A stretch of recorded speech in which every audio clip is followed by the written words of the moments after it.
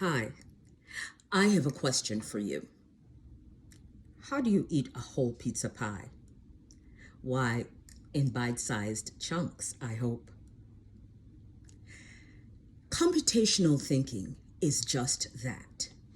It's the process of solving problems in bite-sized chunks so that the information is easily understood, digested, if you will. CT, as it's known, is a term used to describe how computer applications are developed and used to solve complex problems.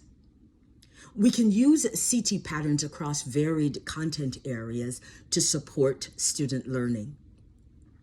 As a teacher, you will be guiding your students along paths to solve problems using critical thinking processes so that those processes can use the four basic facets of computational thinking. Those four areas are decomposition, pattern recognition, abstraction, and algorithms and debugging. In decomposition, we break the problem down into smaller chunks so that the learner isn't overwhelmed by the entire concept. In pattern recognition, we're looking for predictable patterns in new information. Abstraction, that's the process of ignoring or filtering out the parts of that pattern that are irrelevant to what it is we're attempting to learn. And algorithms and debugging, which is where we'll focus our work, is about this. You see, an algorithm is a specific process used to solve a problem. In debugging, we examine the algorithms to find and fix the errors.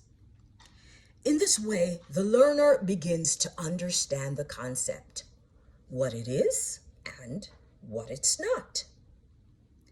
As a teacher, you will design lessons intended to help students construct new knowledge informed by knowledge they already have. We can call this algorithmic thinking, where the student is learning to automate problem-solving processes related to the concept by a series of systematic, logical steps that you would teach. An example of this would be teaching a student to solve a mathematical equation using a formula.